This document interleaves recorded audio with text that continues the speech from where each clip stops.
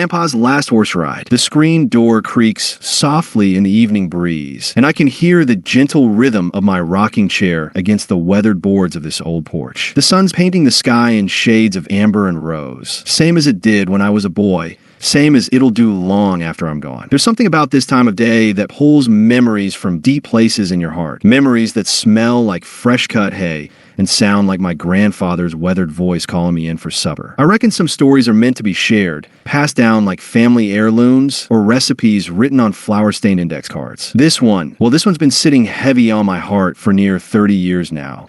And tonight feels like the right time to let it breathe. You know, if stories like this stir something in your heart, maybe take you back to Grandma's kitchen or sitting on a tailgate at sunset, go ahead and subscribe to Town Tales, get a like, and share it with someone who still remembers how it used to be. I'll count you in like we used to before grace at supper. 1, 2, 3, 4, and 5. There we go. I know you did it. Thank you kindly. The summer I turned 16, everything changed. Not all at once. Mind you, change rarely comes that way in small towns. It creeps in slow, like morning fog rolling across the cornfields, until one day you wake up and the whole world looks different. I was living with my grandparents that year in a little farming town called Cedar Creek. Population 847 if you counted the Murphy twins twice, which everybody did on account of them being ornery enough for 4 people. My folks had sent me there after I'd gotten into some trouble back in the city. Nothing too serious, just the kind of foolishness that comes from having too much time and too little purpose. They figured a summer of farm work and my grandfather's steady influence might straighten me out some. Grandpa Joe was 78 that year, though he moved like a man half his age when he had work to do. His hands were gnarled oak branches, scarred from decades of handling tools and tending animals, but gentle enough to coax a frightened colt to eat from his palm. He'd been farming that same patch of Missouri earth for 53 years, watching seasons turn and crops grow, burying dogs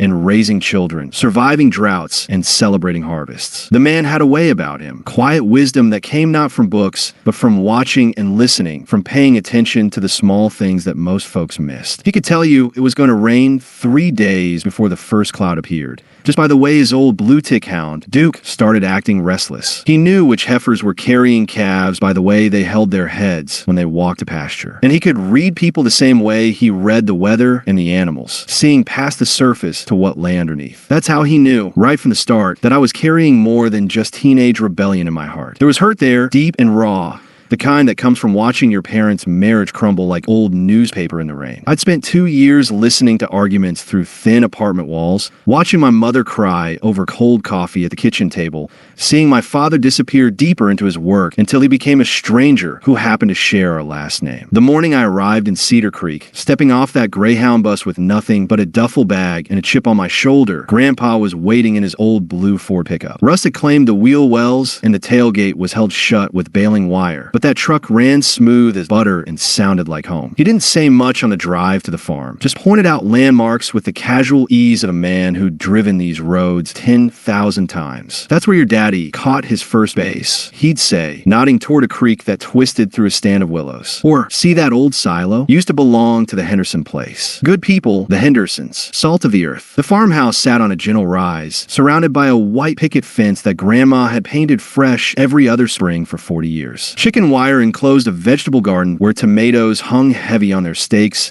and green beans climbed toward the summer sky. A tire swing hung from the massive oak in the front yard, its rope worn smooth by generations of children's hands. The wraparound porch was furnished with rockers and a porch swing. And from the kitchen window came the smell of something wonderful. Pot roast, maybe, or Grandma's famous apple pie. Grandma Sarah met us at the screen door, wiping flour-dusted hands on her apron. She was smaller than I remembered, silver-haired and soft around the edges. But her blue eyes were sharp as ever, and her smile could light up a room. She pulled me into a hug that smelled like vanilla and lavender, holding on just long enough to let me know I was wanted here. "Lord, you've grown tall," she said, stepping back to look at me properly. "Must be all that city food. Well, we'll fix that. Nothing but home cooking here, just like your daddy used to eat when he was your age." That first night at supper, sitting around the old oak table that Grandpa had built with his own hands back in 1962, I felt something I hadn't experienced in years. Peace. The conversation flowed easy as creek water, stories, and gentle teasing mixed with news from around town. Grandma's pot roast was tender enough to cut with a fork,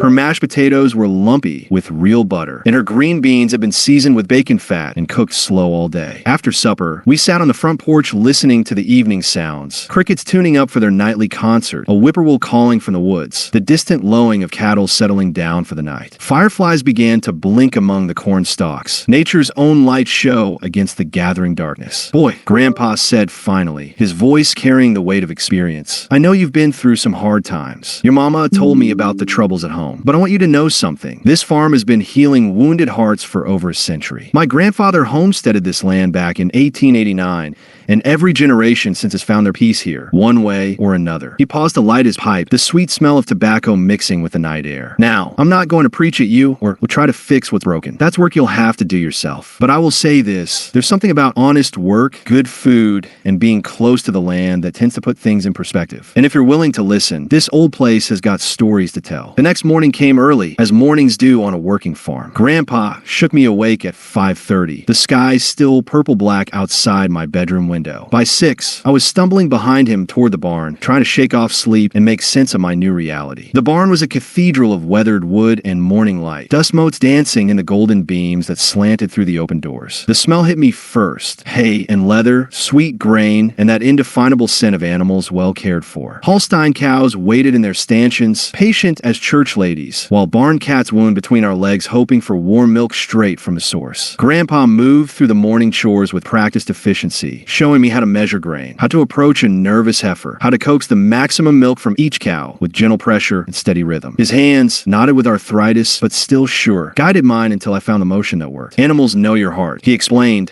settling onto a 3-legged stool beside a particularly shy Jersey cow named Buttercup. "You come at them angry or scared, they'll feel it sure as if you shouted it. But you come with patience and respect, they'll work with you." It was good advice for more than just milking cows, though I wouldn't understand that for several weeks yet. The work was harder than anything I'd ever done. 10-hour days of hauling hay, mending fence, cleaning stalls, and tending to a dozen different chores that seemed to multiply like rabbits. My hands blistered, then calloused. My back ached from lifting and bending. My clothes stayed permanently stained with dirt and sweat and honest work. But something was happening to me, something I couldn't quite name at first. The anger that had been my constant companion for 2 years was starting to ease, replaced by exhaustion that was somehow satisfying. The questions that had plagued me, why my parents couldn't stay together, why life had to be so complicated, why everything I touched seemed to fall apart. Those questions were still there, but they seemed less urgent somehow, overshadowed by immediate concerns like whether the corn needed rain, or if the fence in the north pasture would hold another week. The town of Cedar Creek wrapped around me like a well-worn quilt, comfortable and familiar, even though I'd never lived there before. It was the kind of place where everyone knew everyone else's business, but in a caring way rather than a nosy one. Mrs. Patterson at the general store asked about my folks every time I came in for supplies. Doc Williams, who'd been delivering babies and treating farm injuries for 40 years, stopped by twice that first week just to check on how I was settling in. And at Rosie's Diner on Main Street, a woman named Betty who couldn't have weighed 90 pounds soaking wet, but who could flip pancakes like nobody's business, always remembered exactly how I like my eggs. It was at Rosie's that I first heard about Grandpa's horse. I was sitting at the counter on a Saturday morning, working my way through a stack of Betty's famous blueberry pancakes, when old Mr. Clemens came shuffling in. He was probably 80 if he was a day, bent over a walking stick carved from hickory wood, but his eyes were bright and alert. "Morning, Betty darlin'," he called out, settling onto the stool next to mine with a grunt. "Coffee and 2 of them biscuits with sausage gravy, if you please." "Coming right up, Harold," Betty replied, already reaching for the coffee pot. "You know Joe's grandson here? This is the boy I was telling you about." Mr. Clemens studied me with the frank curiosity of the elderly. "Ah, yes, you're staying out at the Henderson place. Good farm, that one. Your grandfather's a fine man. Known him since we were boys." He paused while Betty set his coffee down, adding 3 spoonfuls of sugar with the dedication of a man who'd earned the right to sweeten his coffee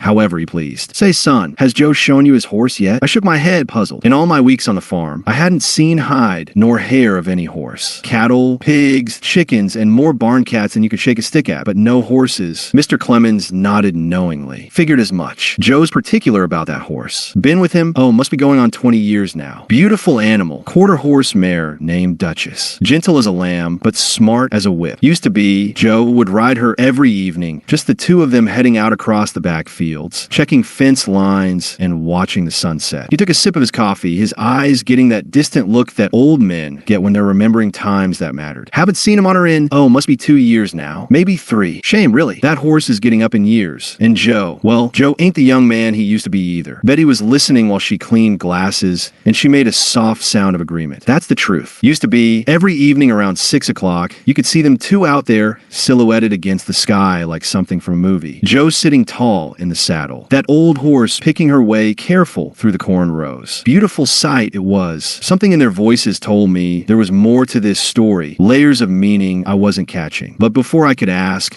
the conversation moved on to other things. The weather, the upcoming county fair, gossip about the new preacher at First Baptist. That evening, after chores were done and supper was finished, I wandered out toward the back of the property, past the main barn and the equipment shed, following a path I'd noticed but never explored. It led to an older structure, smaller than the main barn, but built with the same solid craftsmanship. The wood was silver with age, and the double doors were closed with a length of chain and an old padlock. Through gaps in the siding, I could see movement inside, and I heard the soft nicker of a horse. So this was where Duchess lived. I wondered why Grandpa had never mentioned her, why this part of the farm seemed separate from everything else. I was standing there, trying to peer through the gaps, when I heard footsteps behind me. Grandpa approached slowly, his face unreadable in the gathering dusk. "Curious about the old girl, are you?" he said, fishing a key from his pocket. "Well, I suppose it's time you met her proper." The chain rattled as he removed it, and the door swung open with a groan of old hinges. Inside, the stable was neat as a pin, with fresh straw in the stall and water troughs that sparkled clean. And there, lifting her elegant head to look at us with dark, intelligent eyes, was the most beautiful horse I'd ever seen. Duchess was a deep chestnut color, her coat gleaming even in the dim light of the stable. She had 4 white socks and a white blaze down her face that made her look distinguished, almost regal. When she saw Grandpa, she nickered again, low and welcoming, and moved toward the stall door with the grace of a dancer. "Hello, old girl," Grandpa murmured, reaching out to stroke her neck. "How are you today?" "Good, I hope. I brought someone to meet you." His voice was different when he talked to the horse. Softer, more tender, like he was speaking to an old friend who understood every word. Duchess leaned into his touch, clearly delighted to see him, and for a moment the years seemed to fall away from both of them. "She's beautiful," I said, and I meant it. "Mr. Clemens said you used to ride her every evening." Grandpa's hand stilled on the horse's neck, and something shifted in his expression. "Harold talks too much sometimes," he said, but there was no anger in it. "Yes, we used to take our evening rides. Been doing it for, going on 20 years. Started when your grandma got sick the first time, back in 75. Doctor said she had to rest, couldn't handle the excitement of too much company or activity. So in the evenings, when the work was done, Duchess and I would head out to give your grandma some peace and quiet." He opened the stall door and stepped inside, running his hands over the horse's flanks with the practiced eye of someone checking for injury or illness. Those rides, they were special times. Just me and Duchess and all that open country. Good for thinking, good for praying, good for working through whatever troubles were weighing on a man's mind. "Why don't you ride her anymore?" I asked, though I was beginning to suspect I knew the answer. Grandpa was quiet for a long moment, his hands still moving over the horse's coat. When he finally spoke, his voice was barely above a whisper. "Because I'm afraid I won't be able to get back up if I fall. And because Duchess deserves better than an old man who can't give her the exercise she needs." The honesty in his admission hit me like a physical blow. Here was a man who'd spent his entire life being strong, being the one others leaned on, admitting to a fear that was both practical and deeply personal. In that moment, I understood that aging wasn't just about wrinkles and gray hair. It was about watching your body betray you, about having to let go of things you love because you love them too much to do them badly. "What if," I started, then stopped, not sure if I should voice the thought that was forming. "What if someone rode with you? Like if I learned to handle her, maybe we could take turns, or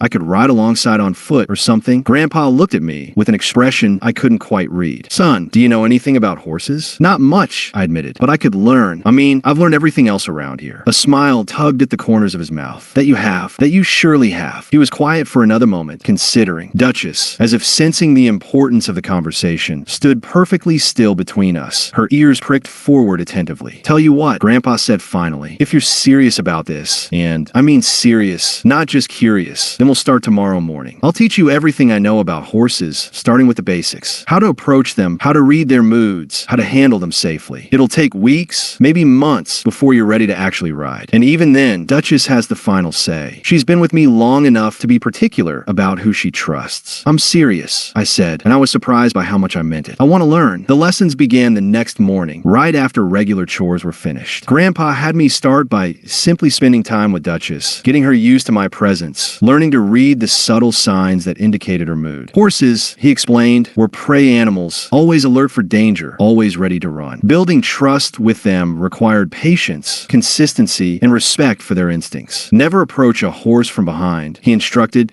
demonstrating with slow, deliberate movements. Always let them see you coming. Talk to them, let them hear your voice, and keep your movements smooth and predictable. Sudden gestures spook them, and a spooked horse can hurt you without meaning to. I learned to brush her coat in long, smooth strokes, starting at her neck and working backward, always keeping one hand on her so she knew where I was. I learned to clean her hooves, lifting each foot gently and picking out stones and debris with a specialized tool. I learned to read the language of her ears. Forward meant alert and interested, backward meant annoyed or frightened, and constantly swiveling meant she was listening to everything around her. Duchess was patient with my fumbling attempts, seeming to understand that I was trying my best. When I moved too quickly or got nervous, she would turn her head to look at me with those dark eyes, as if to say, "Easy now, take your time." When I did something right, she would lean into the brushing or let out a contented sigh that made me feel like I'd accomplished something important. The bond between Grandpa and his horse was something beautiful to witness. They had been partners for so long that they seemed to communicate without words, understanding each other's needs and moods with the kind of intimacy that comes only from years of shared experience. When Grandpa entered the stable, Duchess would nicker a greeting that sounded almost like conversation. When he ran his hands over her, checking for heat or swelling in her legs, she would stand perfectly still, trusting him completely. A good horse will take care of you if you take care of them. Grandpa explained one morning as we watched Duchess enjoy a particularly thorough brushing. They'll carry you through danger, work until they drop, and never ask for anything more than food, water, and a kind word. But they remember everything, every kindness, and every cruelty. You're in their trust once, it's yours for life. You betray it once, and you might never get it back. As the weeks passed, I began to understand that these lessons were about more than just horses. Grandpa was teaching me about relationships, about trust, about the kind of commitment that doesn't waver when things get difficult. He was showing me what it looked like to care for something other than yourself, to take responsibility for another living creature's well-being. The work was meditative in a way I hadn't expected. There was something soothing about the routine of caring for Duchess, the repetitive motions of brushing and cleaning, the quiet companionship of working with an animal who accepted me without judgment. My hands, already calloused from farm work, developed new calluses in new places. My back grew stronger from lifting saddles and hay bales. And slowly, almost without my noticing, the tight knot of anger in my chest began to loosen. It was during this time that I started to really see Cedar Creek and its people. Before, I'd been too wrapped up in my own troubles to pay much attention to the community around me. But as I spent more time in town, running errands for Grandpa, or joining him for coffee at Rosie's Diner, I began to notice the intricate web of relationships that held the place together. There was Mrs. Henderson, the elderly widow who lived in the White House with blue shutters on Elm Street. Every Tuesday and Thursday, Betty from the diner would stop by with a covered plate, leftovers from the lunch rush, she claimed, though everyone knew she cooked extra just for Mrs. Henderson. And every Sunday after church, Mrs. Henderson would arrive at the diner with a basket of tomatoes from her garden or a jar of the strawberry preserves she was famous for throughout the county. There was Bob Martinez, who ran the garage on the edge of town. He had a policy of never charging labor costs to anyone over 70 or anyone whose car was older than they were. Keeping people mobile, he'd say with a shrug when anyone commented on his generosity. Can't have folks stranded just because they can't afford to fix what's broken. And there was Pastor Williams at the Methodist Church, who somehow always knew when someone in town was struggling. Not just financially, though he helped with that too, but emotionally. He had a gift for showing up at exactly the right moment with exactly the right words, or sometimes just with his presence, sitting quietly while someone worked through their troubles out loud. These weren't grand gestures or dramatic acts of heroism. They were small kindnesses, daily choices to care about your neighbors, to be part of something larger than yourself. It was the kind of community I'd heard about but never really believed existed, where people looked out for each other not because they had to, but because that's what you did. One evening in late July, as Duchess and I were working on lead training in the paddock behind the stable, Grandpa brought out a saddle. It was beautiful, rich brown leather polish to a soft shine, with silver conchos that caught the light. The craftsmanship was exquisite, every stitch perfectly placed, every piece of hardware precisely fitted. This was made by a fellow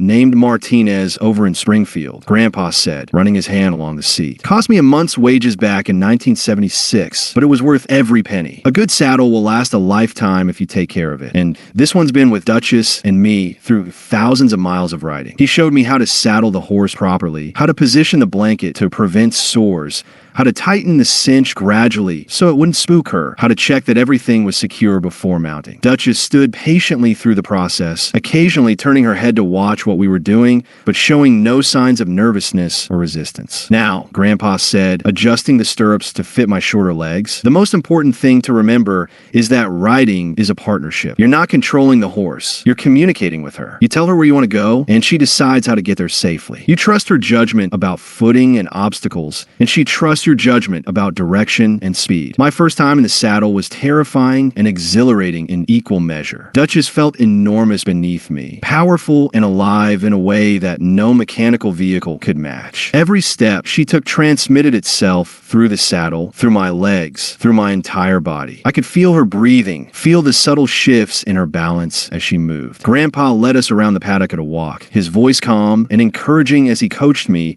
through the basics of sitting properly, holding the reins lightly, moving with the horse's motion rather than fighting against it. Duchess seemed to understand that she was carrying a beginner, and she moved with extra care, her steps deliberate and sure. Relax, Grandpa said when he noticed my death grip on the saddle horn. Tension runs right down through your body into the horse. She can feel that you're scared, and it makes her nervous. Trust her, son. She's been carrying riders for 20 years. She knows what she's doing. Gradually, over the course of several sessions, I began to find my seat. The terror faded into excitement, and the excitement into something like joy. There was a rhythm to riding, a dance between horse and rider that, once discovered, felt as natural as walking. Duchess seemed to approve of my progress, her ears staying forward and relaxed, her gait smooth and comfortable. But the real breakthrough came on a humid evening in early August, when the air was thick with the promise of rain and the fireflies were just beginning to blink among the corn stalks. Grandpa had been watching me ride for about 20 minutes, offering occasional corrections, but mostly just observing, when he suddenly said, "All right, that's enough for tonight." I started to dismount, but he held up a hand to stop me. "Actually, son, I was thinking maybe it's time for Duchess to have a proper ride. It's been too long since she's been out of this paddock." My heart started beating faster. "You mean? I mean, if you feel ready, and if Duchess agrees, maybe the three of us could take a short ride out through the back 40. Nothing fancy, just a walk through the fields, maybe down to the creek and back." I looked down at Duchess, who had turned her head to look back at me, as if she understood every word. Her ears were pricked forward with interest, and I could swear there was anticipation in her dark eyes. "I think she wants to go," I said. Grandpa smiled. "I think you're right." He disappeared into the stable and emerged a few minutes later, leading his old gelding, Thunder, a sturdy bay horse who was Duchess's companion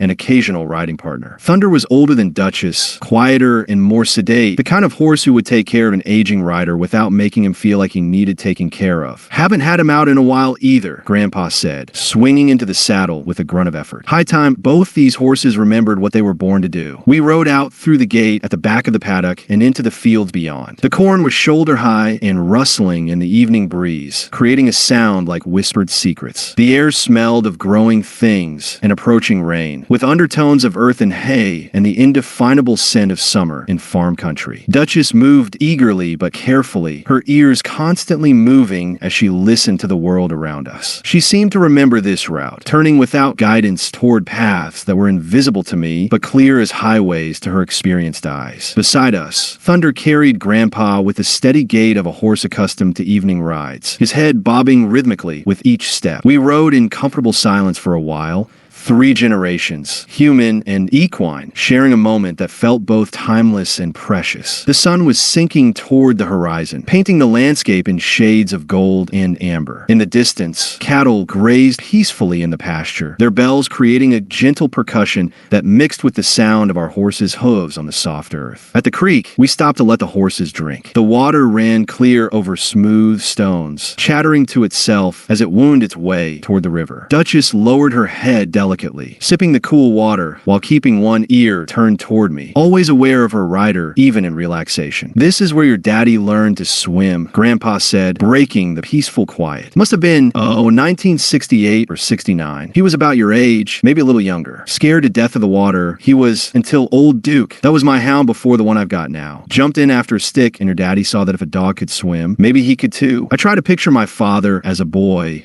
afraid of something as simple as creek water, learning to overcome that fear in this same peaceful spot. It was hard to reconcile that image with the distant, work-obsessed man who'd become a stranger to me over the past few years. He used to love these evening rides. Grandpa continued, his voice soft with memory. "We come out here most nights during the summers he stayed with us. He'd talk about everything: school, girls, his dreams for the future. Big dreams they were. Going to college, seeing the world, making something of himself. There was sadness in his voice, and I understood why. My father had achieved those dreams. College, a successful career, financial security. But somewhere along the way, he'd lost something too. The boy who used to ride these fields and talk about his hopes had become a man who worked 60-hour weeks and barely spoke to his own son. What happened to him? I asked, though I wasn't sure I really wanted to know the answer. Grandpa was quiet for a long moment, watching the water flow over the stones. Life happened, I suppose. The world got complicated, and he got caught up in trying to keep up with it all. Success